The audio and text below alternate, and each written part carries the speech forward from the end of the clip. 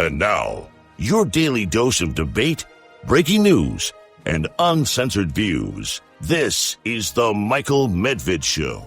And another great day in this greatest nation on God's green earth. A great nation that is very dissatisfied, or at least the leader of the nation is very dissatisfied, Donald John Trump. He actually said that Iran's latest negotiating proposal to conclude the war is not going to work.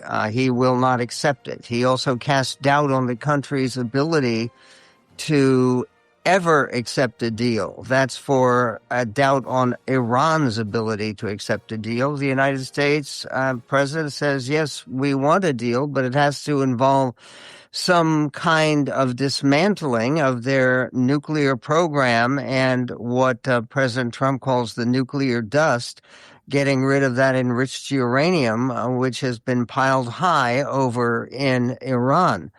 They want to make a deal, Trump told reporters at the White House, but I'm not satisfied with it. He didn't spell out precisely what it was in Iran's latest document that he could not accept, and he went on to suggest officials in Tehran may never come around to a negotiated settlement for the war. Meanwhile, a very prominent columnist, Mark Thiessen, who was a former top speechwriter for President George W. Bush, says that within 2 weeks, President Trump will have won the war. And how are they winning the war? Part of it involves actually more attacks that we are prepared apparently to begin. We will get to that story as this day unfolds. The CBS is reporting that Iran has offered a new proposal for a second round of peace talks. In other words, it's not a proposal for peace exactly. It's a proposal for more peace talks with the U.S. after the Trump administration rejected their previous offer that would have delayed negotiations over Iran's nuclear program. In other words, they wanted to have a peace agreement that didn't include any restraint at all on their nuclear program, which is obviously unacceptable, and I think everybody can support the Trump administration on that one. The new offer comes as a senior Iranian commander warns that any new U.S. attacks, which are almost a sure thing at this point, will draw, quote, sustained, wide-ranging, and painful retaliation. What's concerning is that much of that retaliation will involve U.S. bases in the Middle East and U.S. allies in the Middle East whose economy and safety can be threatened by the Iranians at this point. The Washington Post is reporting today that today, the 1st of May, represents a significant moment in the war with Iran, with President Donald Trump facing a key deadline to end the fighting or to extend it under the War Powers Resolution. But after Defense Secretary Pete Hegseth asserted an ongoing ceasefire pause, the countdown toward the May 1st deadline, and as Congress begins a week-long recess, it's unclear how the White House will address repeated demands by congressional Democrats that it halt the war. In other words, there's a 60-day limit, which we talked about before, but Pete Hegseth makes the not absurd claim that we haven't done 60 days of war because there have been several ceasefires and interruptions in the ongoing battle lines that have been clear in the Middle East. It is unclear how the White House is going to requires the president to seek approval from Congress to continue hostilities beyond 60 days. But after 2 months of fighting, the U.S. and Iran remain locked in a stalemate, with each confident they can outlast the other and mounting costs to the global economy. But you'll notice that it's 2 months of fighting, but that doesn't include the days in between where a ceasefire was in effect. The Trump administration is arguing that the war in Iran has already ended because of the ceasefire that began in early April, an interpretation that would allow the White House to avoid the need to seek congressional approval. While the ceasefire has since been extended, Iran maintains its chokehold on the Strait of Hormuz, and the U.S. Navy is maintaining a blockade of its own to prevent Iran's oil tankers from getting out to sea. Many Republicans, the AP reports, who have been uneasy with Trump's war in Iran, emphasize that there would be a May 1st deadline for Congress to intervene, but the date is now set to pass with no action from GOP lawmakers who continue to defer to the White House. There is also a great deal of attention being paid to some video footage and to some new perspective on what happened at the White House Correspondents' Dinner, where the entire affair at the Washington Hilton was, of course, interrupted by a gunman who came barreling through a security entrance. And what's amazing here is there's an indication that there was actually a warning in advance by a dog. A canine warning may have been ignored. That is trending as an item of discussion. Dramatic footage exposes lapses, shows how security dog confronted the Trump attack suspect just moments before the chaos. Newly released security footage from the April 2026 White House Correspondents' Dinner shows a canine unit alerting twice on suspect Cole Allen before he charged a security checkpoint carrying a rifle. The video reveals the handler pulling the dog away from Allen just before Allen rushed toward the venue. Key details regarding the incident include a canine alert. The dog actively tracked and flagged Cole Allen twice near the Washington Hilton, suggesting it detected a threat before the incident occurred. An ignored warning. Despite the alert, the handler pulled the dog away, and moments later, Allen charged security with a weapon. An outcome, well, you know the outcome. Allen was ultimately tackled and apprehended, but the footage has raised questions regarding security procedures. We're going to be talking about not security procedures, but passport procedures.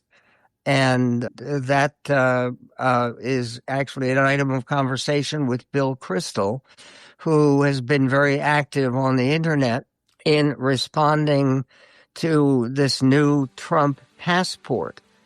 We will get to that and more about scandals that really have a deep significance and those that don't, with Bill Kristol, that coming up later in the show.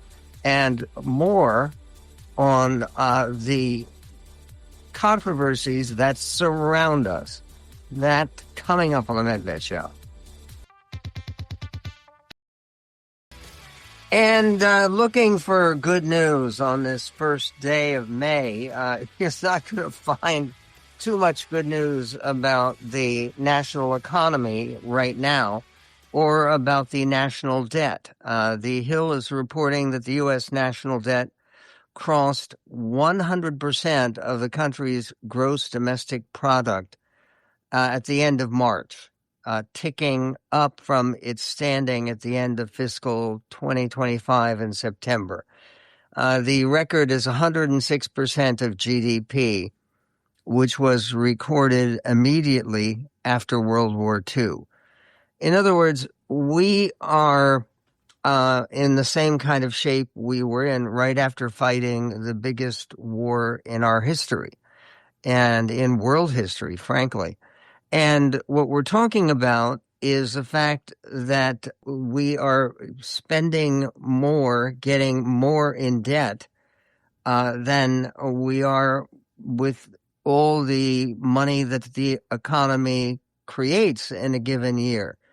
And this is not encouraging news, nor is the report from The Guardian that thousands are set to join an economic blackout for International Workers' Day on Friday as part of 3,500 May Day strong events across the country. Organizers are calling for no school, no work, no shopping, with walkouts, marches, block parties, and other gatherings planned into the evening.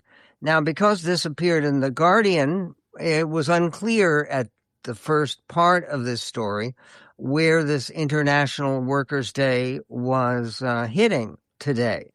But it is truly international. And that's part of the old association of May Day with the day that socialist and communist parties and regimes would celebrate as some kind of a quasi-political holiday. On the East Coast of the United States, protests were already underway by early morning. In Manhattan, a group of Amazon workers, Teamsters, and local politicians set off marching from the New York Public Library's main branch, the one with the lions in front of it, to Amazon's nearby corporate offices to demand that the corporation cut its contracts with ICE and the Department of Homeland Security. In the nation's capital, in Washington, D.C., protesters with the organization Free D.C. shut down intersections across the city, holding handmade banners reading "Workers over Billionaires" and "Healthcare, not warfare." This is all raises some questions. Okay, they're doing International Workers' Day. They're doing 3,500 May Day strong events. What's the point? What are they trying to get to? How are they hoping to change national policy or change the situation that we're in? And right now, yes, could there be some improvements around the world, particularly here in the United States, which of course impacts most of us, most of all? Of course it could. And there is a report from the Immigration and Customs Enforcement, ICE, today. They reported the 18th death of an individual in its custody so far this year, putting the agency on track to record a new all-time high in detainee deaths if the grim trend continues. A 33-year-old man from Cuba died at an ICE detention center in Georgia on Tuesday, and the agency said in a notification to Congress and a public press release. ICE said Denny Adam Gonzalez was found unresponsive in his cell at the privately operated Stewart Detention Center in Lumpkin, Georgia, late on Tuesday. The agency described the suspected cause of death as suicide and said its investigation is ongoing.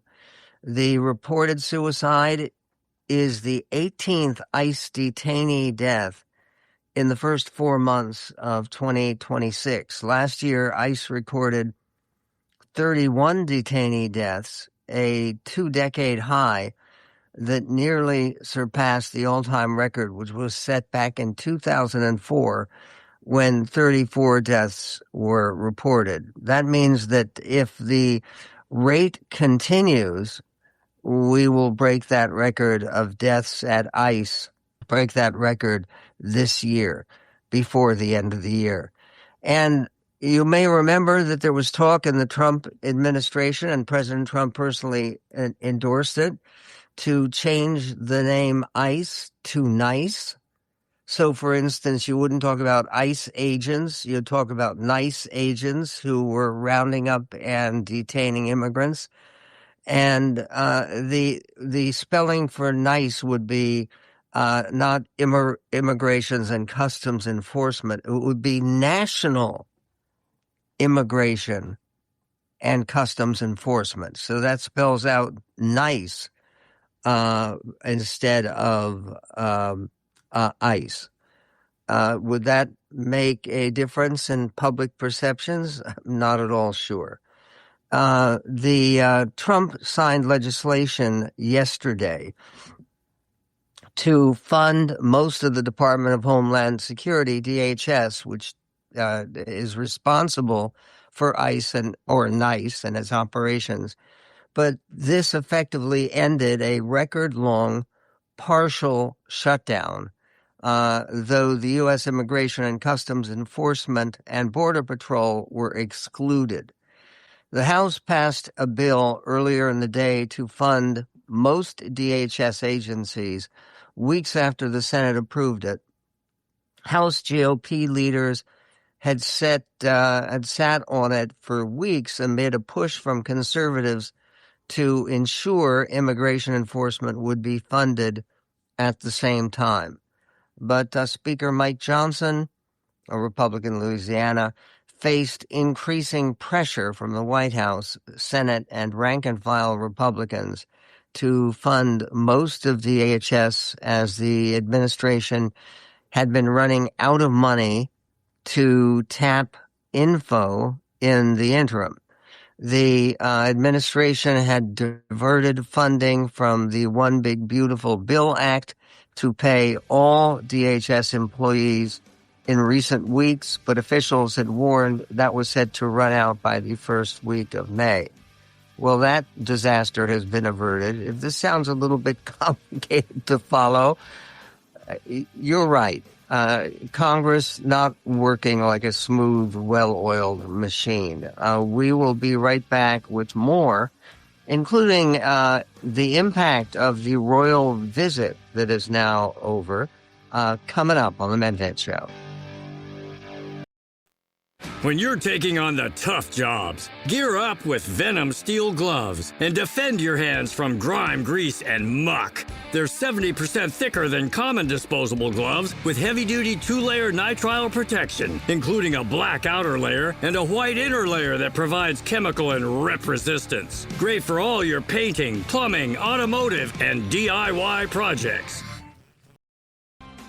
There are some criticisms of President Trump that have characterized not just all the Democrats in the Capitol of the United States and the Congress of the United States, but also those complaints, those criticisms of the president have characterized his fellow Republicans.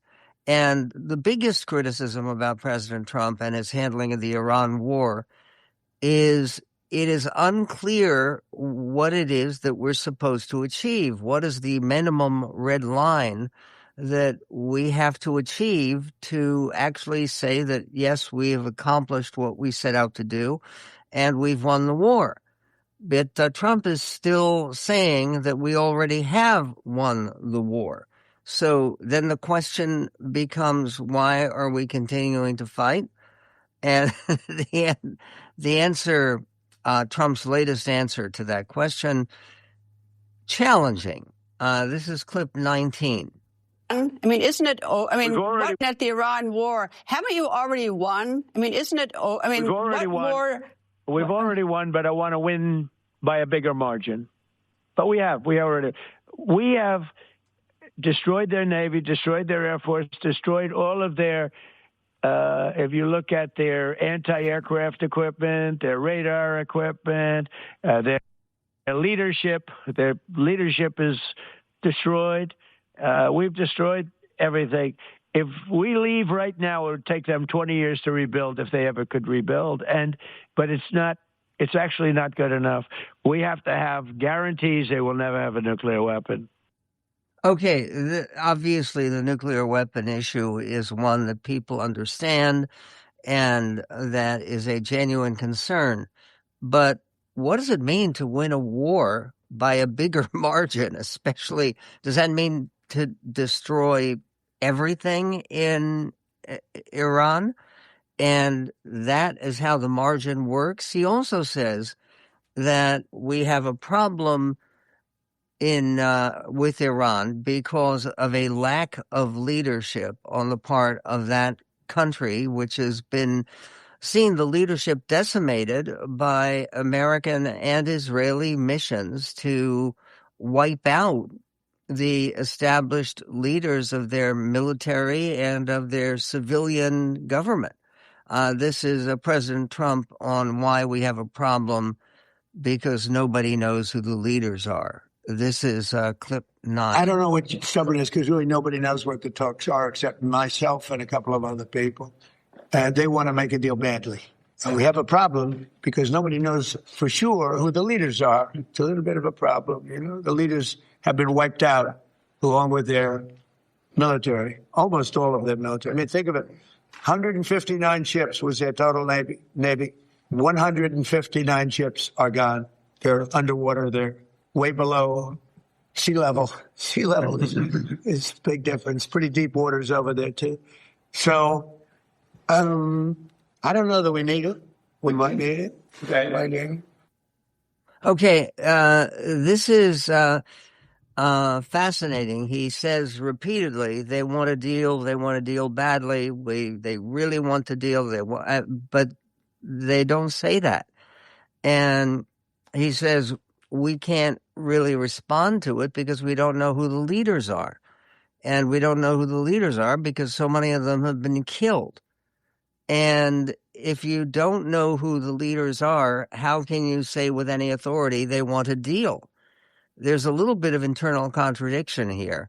There's also a contradiction with the idea that the way to build force and to recruit allies, our closest allies, our NATO allies, to recruit those countries into involvement in standing up to Iran and to actually definitively winning this war with Iran, that the way to do that is to pull troops away from countries like Germany, which was the threat yesterday, as well as more recently pulling troops from Italy and Spain. President Trump was in the Oval Office talking about the removal of American bases and troops, potentially, from both Italy and Spain. This is clip 13. You talked about possibly pulling out some troops out of Germany. Would you be considering the same thing for Spain and Italy? I mean, they haven't been exactly on board. Yeah, probably. Yeah, I probably will. Why should I? Look, why shouldn't I? Italy has not been of any help to us. And Spain has been horrible, absolutely horrible. It's NATO. It's not even the fact that they're bad. It's one thing if they said nicely, or if they said, okay, we'll help, but the help's a little slow. But the level, and we helped them with Ukraine. They made a mess out of Ukraine, a total mess. And we helped them with Ukraine. Ukraine has nothing to do. We're an ocean apart. It has to do with them. It's like for them, it's their front door. We help them. Okay, if you look at the map. This was insane. It's one of the reasons the war went on. Okay, if you look at the map, no, Spain and Ukraine are not backdoor to one another. There's a continent in between. And the whole idea is, why shouldn't we withdraw our American troops from the NATO alliance?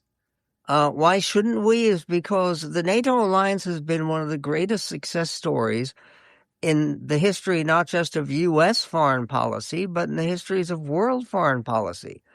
It has protected the allies, which include Italy and include Spain, and yes, very much include Germany.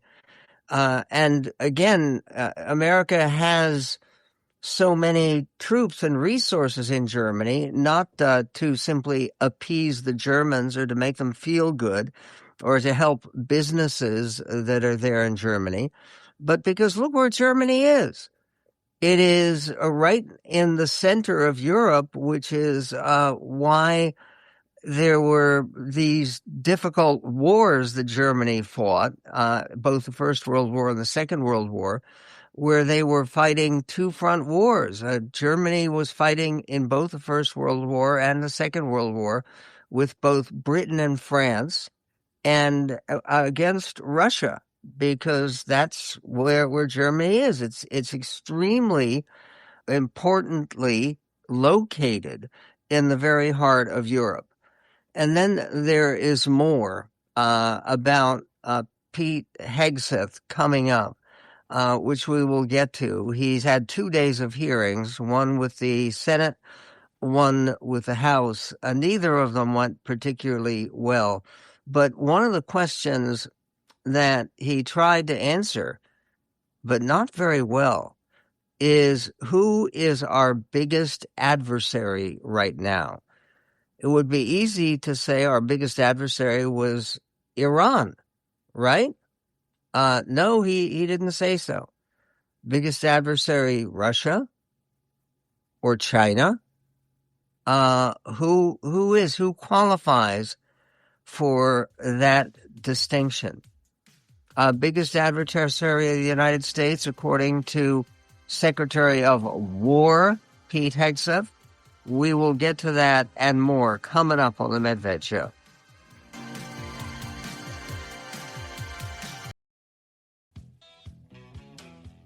And on the Michael Medved Show, the president is extremely misleading when he criticizes our NATO allies for responding to try to help defend Ukraine, but not responding necessarily to our assault on Iran.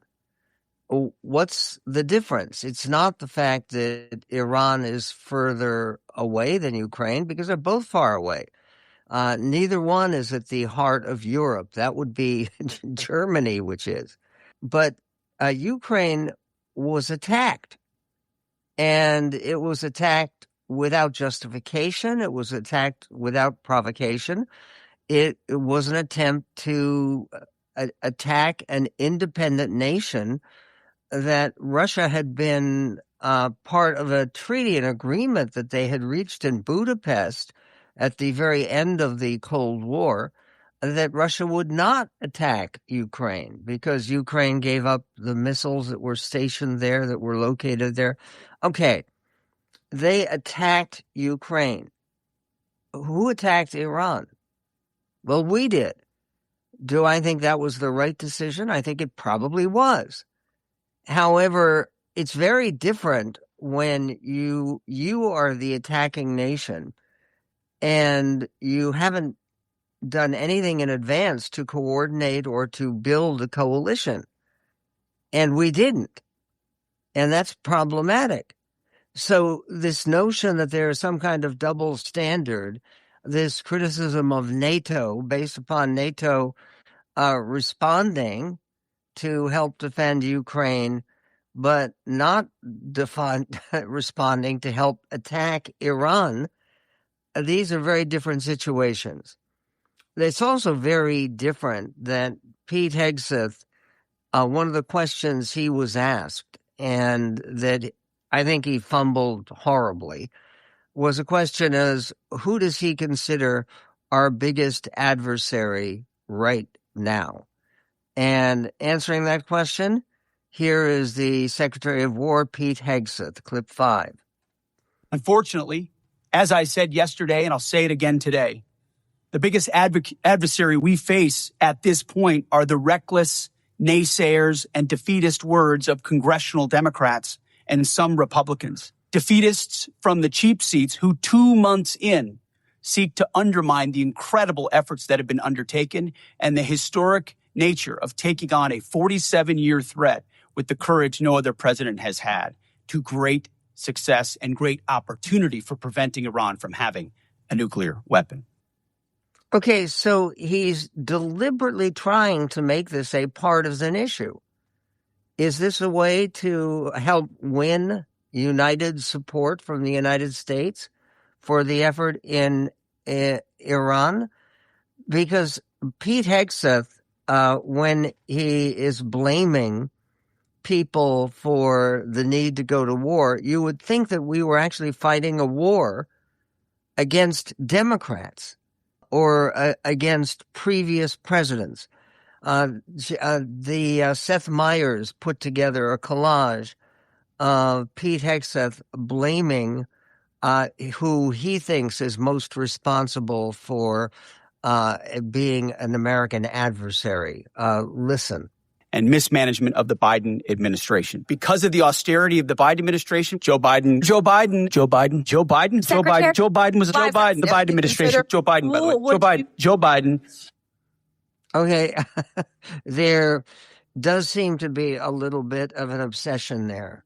And Anderson Cooper was talking on the air to Scott Jennings, who is one of the leading defenders of the Trump administration foreign policy and a very effective one.